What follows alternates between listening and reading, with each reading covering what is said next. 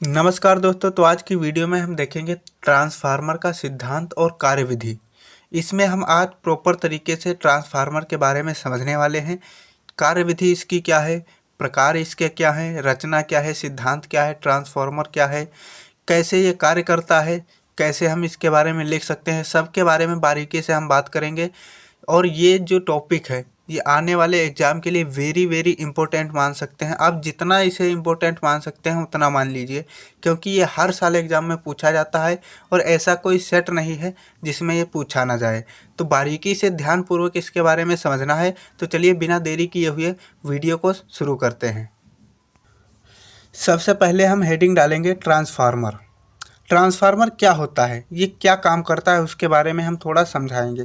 तो यहाँ पर आप देख सकते हैं लिखा हुआ है ट्रांसफार्मर एक ऐसी युक्ति या यंत्र है, युक्ति या यंत्र या मशीन हम मान सकते हैं, जिसकी सहायता से प्रत्यावर्ती वोल्टता यानी जो हम एसी वोल्टेज है उसको कम या ज़्यादा किया जाता है। इससे हम क्या करते हैं, एसी वोल्टेज जो आता है, प्रत्यावर्ती धारा जो होती है उसको कम या ज़्यादा किया जाता है।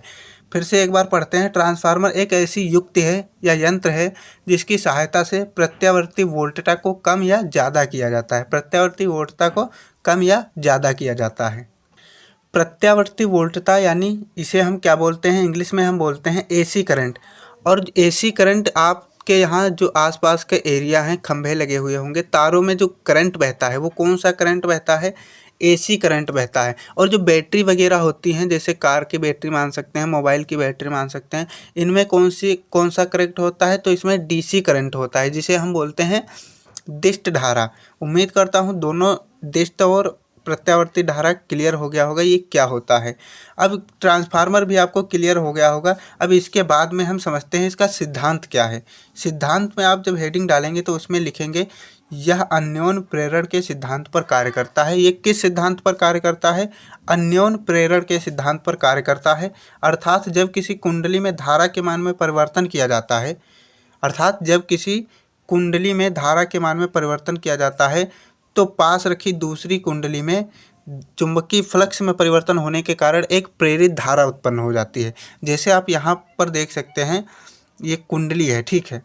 अब यहाँ पर एक ये कुंडली बनी हुई है, इसमें अगर हम परिवर्तन करते हैं तो ये द्वितीयक जो कुंडली है इसमें क्या होता है, एक चुंबकीय फ्लक्स में परिवर्तन होता है तो इसमें प्रेरित धारा उत्पन्न हो जाती है।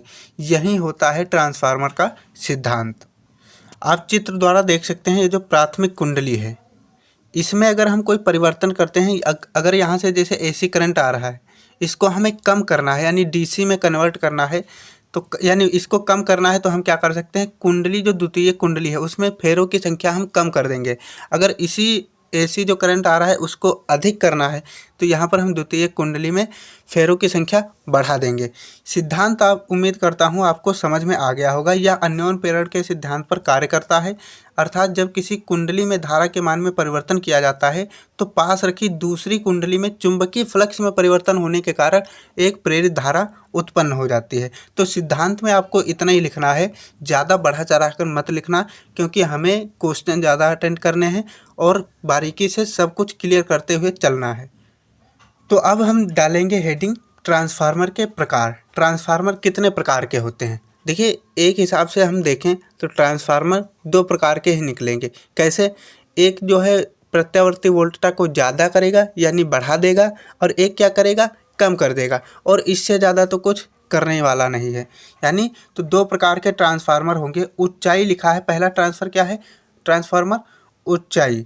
ऊंचाई में क्या होता है, उच्च, यहाँ पर आपको समझ में आ रहा है, उच्च, उच्च यानी बढ़ा देना। तो ऐसा ट्रांसफार्मर जो प्रत्यावर्ती वोल्टता को बढ़ा देता है वो क्या कहलाता है, ऊंचाई ट्रांसफार्मर कहलाता है। तो इसमें परिभाषा में लिखा हुआ है, चलिए उसको भी समझ लेते हैं। जो ट्रांसफार्मर निम्न यानी कम धारा को निम्न प्रत्यावर्ती वोल्टेज को उच्च प्रत्यावर्ती वोल्टेज में बदल देता है, ऊंचाई ट्रांसफार्मर कहलाता है। इसमें प्राथमिक कुंडली में फेरों की संख्या द्वितीयक कुंडली में फेरों की संख्या से कम होती है। इसमें क्या होता है, जो प्राथमिक कुंडली होती है उसमें फेरों की संख्या कम होती है द्वितीय कुंडली में, क्योंकि हमें जो धारा चाहिए वो ज़्यादा चाहिए, और हम जो प्रत्यावर्ती वोल्टेज आता है उसको किस में जोड़ते हैं, प्राथमिक कुंडली में जोड़ते हैं। चलिए चित्र द्वारा समझा देता हूँ आपको। चित्र में आपको दिख रहा होगा, एक ट्रांसफार्मर है जिसके द्वारा हम समझेंगे कि ऊंचाई ट्रांसफार्मर क्या होता है। आपने परिभाषा में अभी पढ़ा कि ऊंचाई ट्रांसफार्मर में प्राथमिक कुंडली में फेरों की संख्या कम होती है द्वितीय कुंडली में फेरों की संख्या से। तो यहाँ पर जो आप देख सकते हैं कि प्राथमिक जो है कुंडली है उसमें फेरों की संख्या ज़्यादा है और द्वितीय कुंडली में फेरों की संख्या कम है। परिभाषा में हमने पढ़ा था कि प्राथमिक कुंडली में कम होगी, द्वितीय कुंडली में ज़्यादा होगी। तो यानी ये जो ट्रांसफार्मर है दूसरे प्रकार का है, लेकिन इसको हम ऊंचाई ट्रांसफार्मर कैसे बदल देंगे ट्रांसफार्मर में, तो इसमें हम क्या करेंगे, द्वितीय कुंडली में जो फेरों की संख्या होगी उसको बढ़ा देंगे, उसको क्या कर देंगे, बढ़ा देंगे, और प्राथमिक कुंडली में फेरों की संख्या क्या कर देंगे, कम कर देंगे। तो ये किस में बदल जाएगा, ऊंचाई ट्रांसफार्मर में बदल जाएगा। अब चलिए देखते हैं अपचाई ट्रांसफार्मर। अपचाई ट्रांसफार्मर का चित्र यहाँ मैं समझा देता हूँ। चित्र आपको ऐसे बनाना है, और हालांकि चित्र बनाने के लिए आता नहीं है, लेकिन प्रकार के बारे में हमें समझाना है। अगर कोई पूछ लेता है या हमें किसी और बच्चे को समझाना है तो हम बता सकते हैं इस प्रकार से।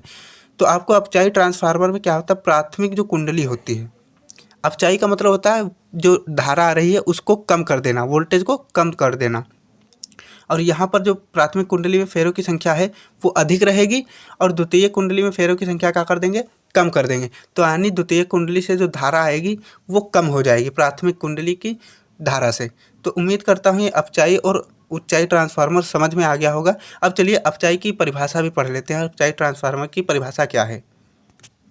दूसरे प्रकार का जो ट्रांसफार्मर है जिसे हम बोलते हैं अपचाई ट्रांसफार्मर, इसमें हम परिभाषा में पढ़ेंगे जो ट्रांसफार्मर उच्च प्रत्यावर्ती वोल्टेज को निम्न प्रत्यावर्ती वोल्टेज, यानी उच्च जो यानी ज़्यादा प्रत्यावर्ती वोल्टेज को कम प्रत्यावर्ती वोल्टेज में बदलता है, उसे हम अपचाई ट्रांसफार्मर कहते हैं। उसे हम क्या कहते हैं, अपचाई ट्रांसफार्मर कहते हैं। इसमें प्रथम कुंडली में फेरों की संख्या द्वितीय कुंडली में फेरों की संख्या से अधिक होती है। अपचाई में जो प्राथमिक कुंडली में फेरों की संख्या होगी वो अधिक होगी द्वितीय कुंडली में फेरों की संख्या से। यहाँ पर जो चित्र देख सकते हैं ये अपचाई ट्रांसफार्मर है। ये कौन सा ट्रांसफार्मर है, अपचाई ट्रांसफार्मर, क्योंकि इसमें जो प्राथमिक कुंडली है उसमें फेरों की संख्या अधिक है द्वितीय कुंडली में फेरों की संख्या से। तो अपचाई ट्रांसफार्मर ये है, और जस्ट इसका अपोजिट यानी उल्टा क्या हो जाएगा, उच्चाई ट्रांसफार्मर हो जाएगा। उम्मीद करता हूँ ट्रांसफार्मर और सिद्धांत और इसके प्रकार आपको क्लियर हो गए होंगे। अगर इसकी PDF चाहिए तो लास्ट तक बने रहिएगा, लास्ट में मैं बता दूंगा। अब इसकी बात करते हैं, रचना कैसे हम लिखेंगे, इसकी रचना कैसे होती है।